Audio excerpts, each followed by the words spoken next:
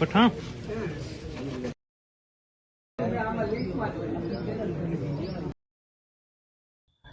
નમસ્કાર દોસ્તો, ગોંડલ છે તે સતત વિવાદોમાં રહે છે અને ગોંડલનો જયરાજસિંહ પરિવાર છે એ પણ સતત વિવાદોમાં લાંબા સમયથી રહે છે. રાજકુમાર જાટનું મોત થાય છે અને જયરાજસિંહ જાડેજા છે તે વિવાદોમાં સપડાય છે. પરંતુ વધુ એક યુવાનનું આ ગોંડલના એક ગામની અંદર મોત થયું છે અને આ વખતે જયરાજસિંહ જાડેજા નહીં પરંતુ અનિરુદ્ધસિંહ જાડેજા અને તેમના દીકરા રાજદીપસિંહ જાડેજા છે તે વિવાદોમાં સપડાયા છે. કોણ છે યુવાન જેનું મોત થયું છે? શું કારણે અનિરુદ્ધસિંહ જાડેજા અને તેમના દીકરા રાજદીપસિંહ જાડેજા છે તે વિવાદોમાં સપડાયા છે? શું આરોપો લાગ્યા છે? શું કારણથી આ યુવાને મોત વહાલું કર્યું છે? અને આખરે એવું તો શું કારણ છે કે આ રીબડા ફેમિલી છે તે વિવાદોમાં સપડાયું છે? આ તમામ મુદ્દે વાત કરીએ, વિડીયોની શરૂઆત કરીએ.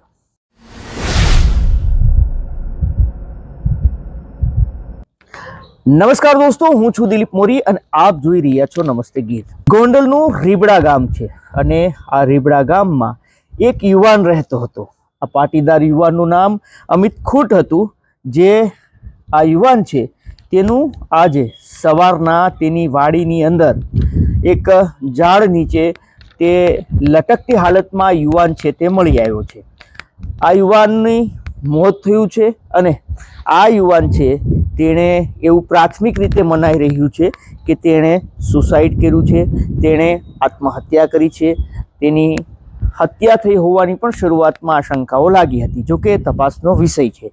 પરંતુ આ અમિતભાઈ ખૂટ છે તેણે મોત વહાલું કર્યું છે અને મોત વહાલું કરતા જ એ સ્પોટ ઉપર ગોંડલના ધારાસભ્યના પતિ જયરાજસિંહ જાડેજા છે એ ત્યાં પહોંચ્યા હતા.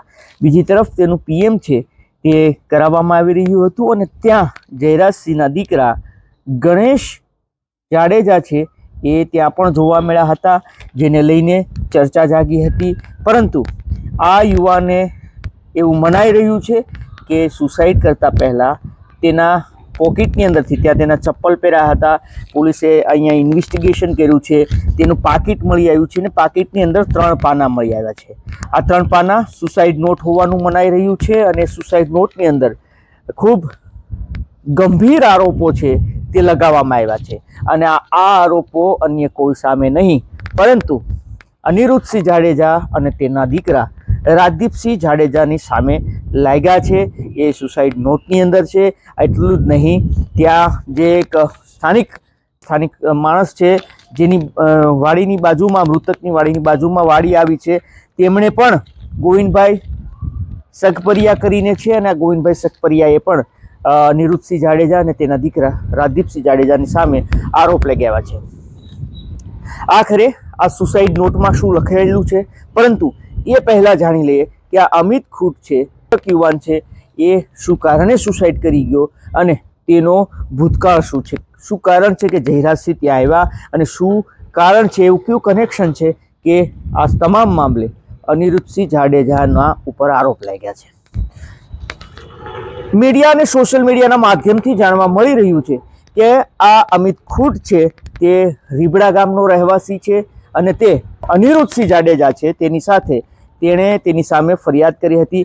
2022નું એ વર્ષ હતું, વિધાનસભાની ચૂંટણી હતી, રસ્સાકસ્સી ભેરી અહીંયા પણ જંગ જામ્યો હતો, કારણ કે બંને જયરાજસિંહ જાડેજા અને અનિરુદ્ધસિંહ બંને દ્વારા ટિકિટો માગવામાં આવી હતી વિધાનસભાને લઈને અને આ બેઠક છે તે ખૂબ ચર્ચામાં હતી.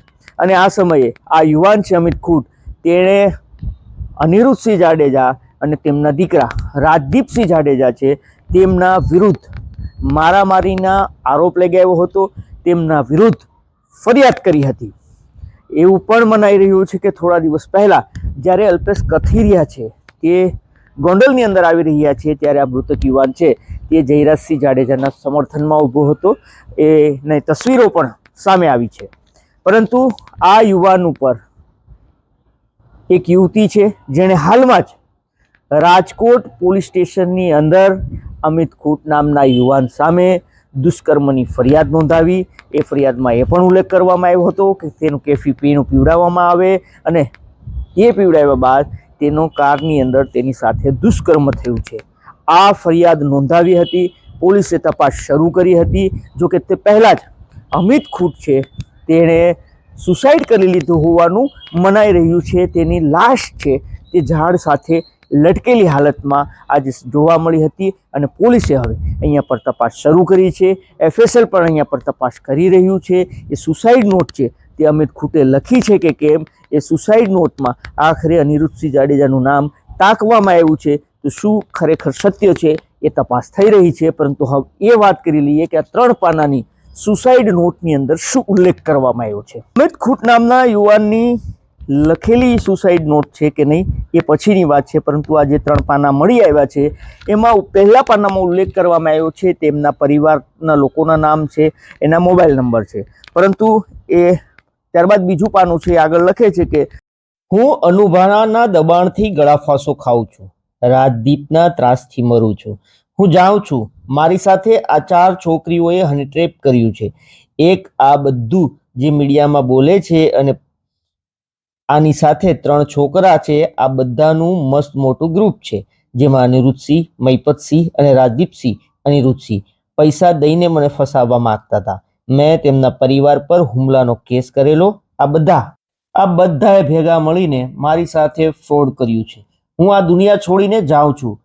પોલીસ સાહેબ, મારી સાથે હની ટ્રેપ કરીને મને ફસાવવામાં આવ્યો છે. હું આખા ગામનું સારું કરવા ગયો અને મારી સાથે આવું કરવામાં આવ્યું છે. આ બધાને સખતમાં સખત સજા કરજો. આ બધું રીબડા અનિરુદ્ધસિંહે જ કરેલું છે. મારી ઉપર આવું અનેકવાર દમન કરવામાં આવ્યું છે જેથી મારે રીબડા છોડવું પડ્યું હતું. પરંતુ અમે નાના માણસો છીએ, એમને પહોંચાય એમ નથી. ભાઈ મંત્ર, સમર્થ અને કિશુબીના બધાનું ધ્યાન રાખજે. મારાથી કંઈ ભૂલ થઈ હોય તો મને માફ કરજે. મંત્રને જોઈએ એ લઈ દેવું. હું તો હવે નથી. તારે સ્ત્રી થઈને બધાનું ધ્યાન રાખવાનું છે. ફૂલ પ્લાનિંગ બધાએ ફસાવેલો છે. આમાં ઊંડી તપાસ કરશો તો જ રીબડાવાળા આવશે. આ બધું ત્યાંથી કરવામાં આવ્યું છે. મને મરવા પાછળ, મજબૂર કરવા પાછળ અનિરુદ્ધસિંહનો જ હાથ છે. આને મને મળવા મજબૂર કરેલ છે. અનિરુદ્ધસિંહ મહિપતસિંહ, રાજદીપસિંહ મહિપતસિંહ બદનામ કરવામાં કોઈ કસર નથી છોડી. એટલે આવી બદનામી વાળી જિંદગી મારે નથી જીવવી, જેથી કરીને હું અને મારો પરિવાર ઊંચું મોં રાખી ગામમાં ના નીકળી શકીએ. એવી બદનામી કરી અનુભા આવું ના કરાય. તમારે સમાધાન કરવું હતું તો તમે એક ફોન કર્યો હોત તો હું આવી જાત. મેં તમારી આવી આબરૂ કાઢી હોત તો તમારે યાદ છે ને.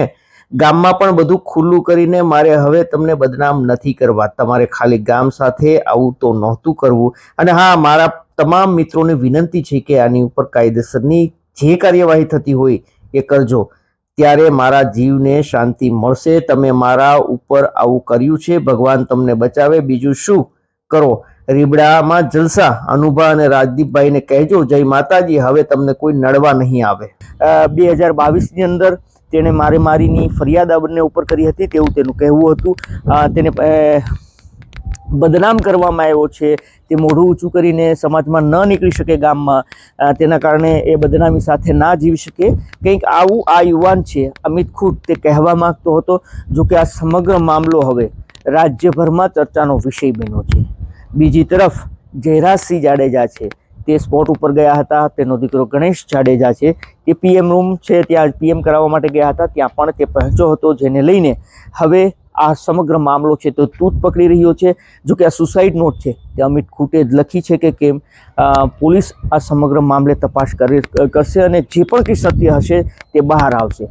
તો કે આ સમગ્ર મામલે એક ખાનગી ગુજરાતી YouTube ચેનલ છે તેમાં અનિરુદ્ધસિંહ બાપુએ પોતાની પ્રતિક્રિયા આપી છે અને તેણે તમામ આરોપોને ફેંકાવ્યા છે અને જયરાજસિંહ જાડેજા ઉપર તેમણે આકરા પ્રહારો કર્યા છે. હાલ આ સમગ્ર વિડીયો છે તે અમે સોશિયલ મીડિયા અને મીડિયાના આધારે તૈયાર કર્યો છે. અમારો વ્યક્તિગત કોઈ મત કે દાવો નથી. દોસ્તો, અમારો હેતુ કોઈને નુકસાન પહોંચાડવાનો કે કોઈને બદનામ કરવાનો નહીં, આપને સચેત અને જાગૃત કરવાનો છે. આવા જ ક્રાઇમના વિડીયો માટે આપ અમારી YouTube ચેનલ નમસ્તે ગીરને સબસ્ક્રાઇબ કરો. અગર આપ આ વિડીયો ફેસબુક અથવા ઇન્સ્ટાગ્રામ પર જોતા હોય તો ફોલો કરો.